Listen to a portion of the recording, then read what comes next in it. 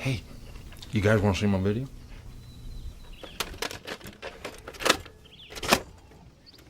Buenos dias. Welcome back to my channel. Today I'm going to share some tips and things I've learned over the last year of planning some long-term travel for my family and I. I'm going to touch on some different topics from flights, accommodations, health, money, things like that, and share with you some of the things I've learned. Richard, take out a spare ribs for $100. It takes a steady hand because if you touch the side... Okay, the first bit I'm going to touch on is health. Very important thing, your health. Now, over the last couple of years, we've had this thing called the coronavirus, and every country dealt with it differently. Some still require proof of vaccination, but that's not the only thing you might need vaccination for.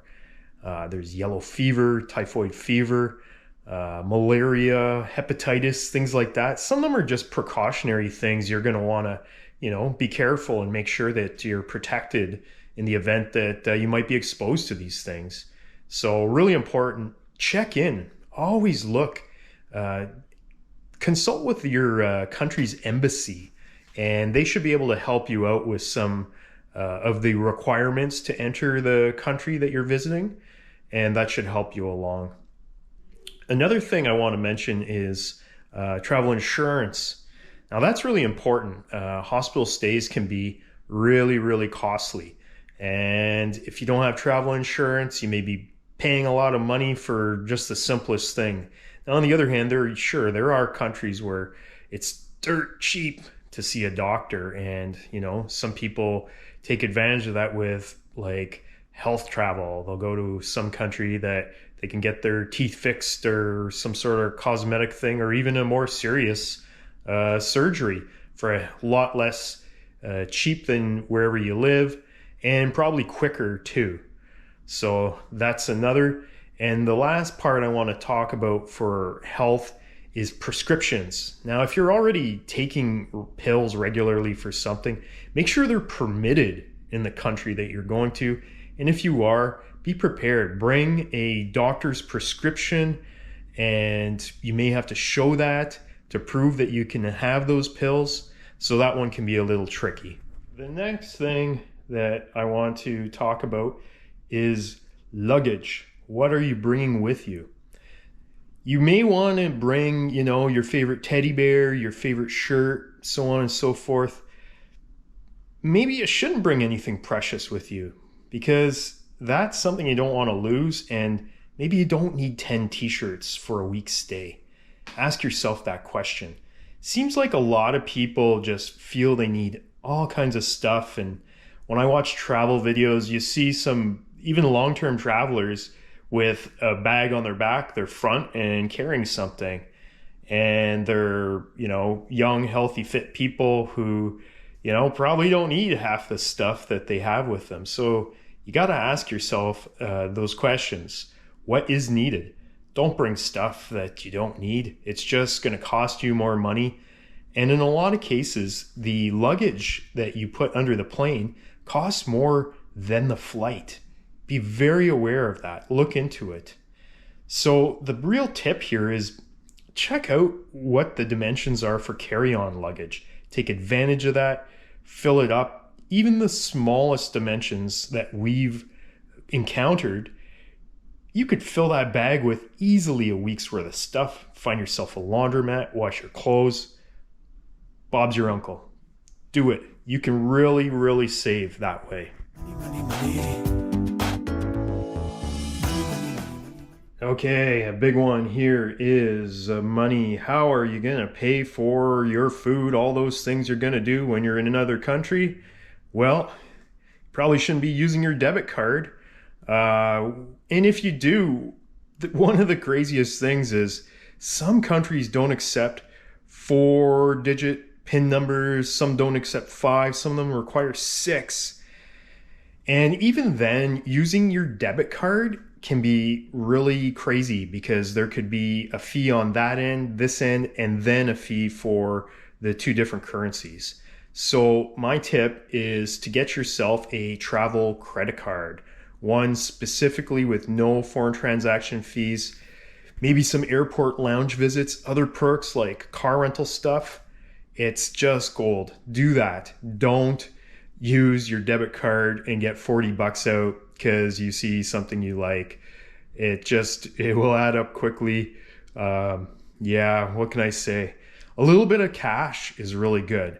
There are fees for sometimes entering and leaving countries. US dollars is really, really a good idea.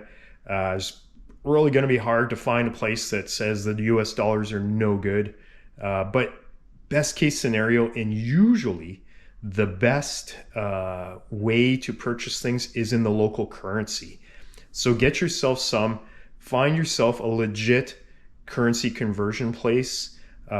Be aware of what it's really worth compared to the currency from your country, and take that as the best way to pay for stuff. Use this to your advantage. How much? One night is $117.13. We call it 85. No, we can call it 117. You also will maybe want to barter.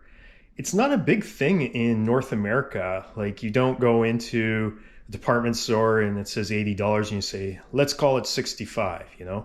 It doesn't really work that way. But in some countries, they're going to hit you with the highest price right away. And if you're a naive person from North America or even other countries, you may just say, sure, I'll pay that. And then you'll find out later that it's actually half the price. And that's really ridiculous. So yeah, brush up on your bartering skills if you can, but be aware of that. Okay, accommodations. Right, so you got to stay somewhere. How do you do that? How do you book that? Well, I'm going to go with avoiding booking agencies and stuff like that. I really, after doing a lot of thought and a lot of research, booking directly is definitely the best route.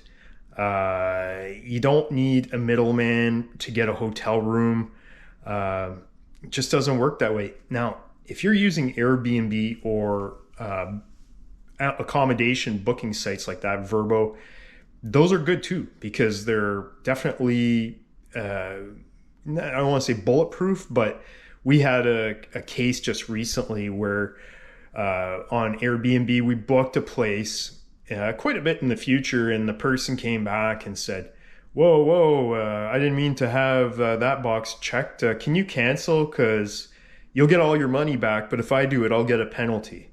And graciously, we canceled because we didn't want to be jerks. And yeah, we got our money back like instantly. It was no big deal.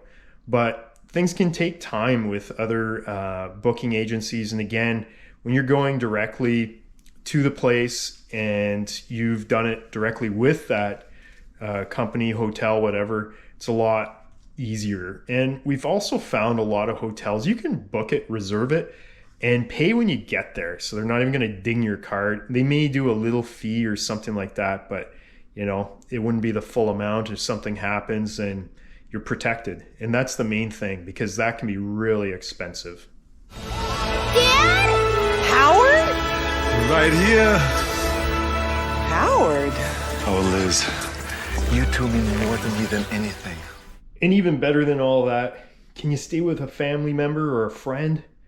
Yeah, that's the best. You get to see people you know, people you love, and have like a better time. Buy them some wine or something. Bring them out to supper, Like, chances are it's not only going to be less expensive, but it's going to be a nice experience and a good way to catch up with those around you. Now, hostels are another one. If you're a backpacker, solo traveler, or just a couple people, and you don't mind bunking with a lot of people, and especially if you want to party.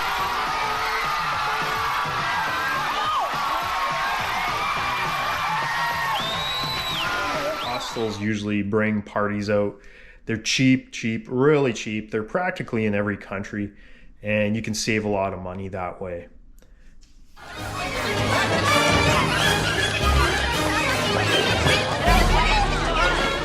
Another point I want to make with accommodations is no matter if you're staying with people you know, family, hotel, Airbnb, hostel, whatever, how close are you to your exit? How close are you to the way you're leaving that country? That can make a difference, especially if you're traveling at odd hours. People aren't up 24 hours a day for the most part. Sure, taxis are usually available all the time, Uber, such stuff like that. But being at a good direct route to your plane or however you're leaving a country is a nice comfort and a good consideration. Okay, the last thing I want to talk about today is transportation. That's a big one because that's likely your biggest expense. So again, I'm not big on third party here. Booking directly with airlines and things like that, even tours and such. Like you may go to websites where they have a huge repository of tours and attractions and so on, and they'll book them for you. They'll likely get a little fee. Might not be much, but just the third party thing is a big deal to me anyway. You'll get their name by just looking at those lists though. So they are useful lists, but then you can call and book directly and then probably save yourself some potential headaches. So that's a really good one. Same as the airline, there are little fees for that, but then getting the refund if needed is probably going to be a lot quicker. So that's definitely something I would consider. Are you going to rent a car? You go back to that credit card. Does your credit card have some sort of bonus as a travel card that will give you some incentive to rent a car? Now, my experiences with renting a car are terrible. Yeah, not really something I want to do. May have to do that, especially for a year's worth of travel. But when I can take a train, a bus, or even an Uber or taxi, much better in my opinion. Definitely look into not just about being cheap, but without getting into a trap. You know, there's pitfalls everywhere. Money's hard to come by. So if they can set you in a trap and get a few $100 out of you, they may just do that. So be really, really careful when booking any sort of transportation at all. Those are my travel tips for long-term travel.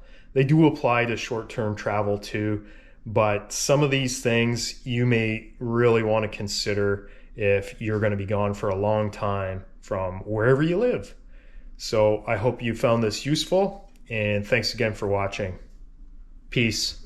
Take care.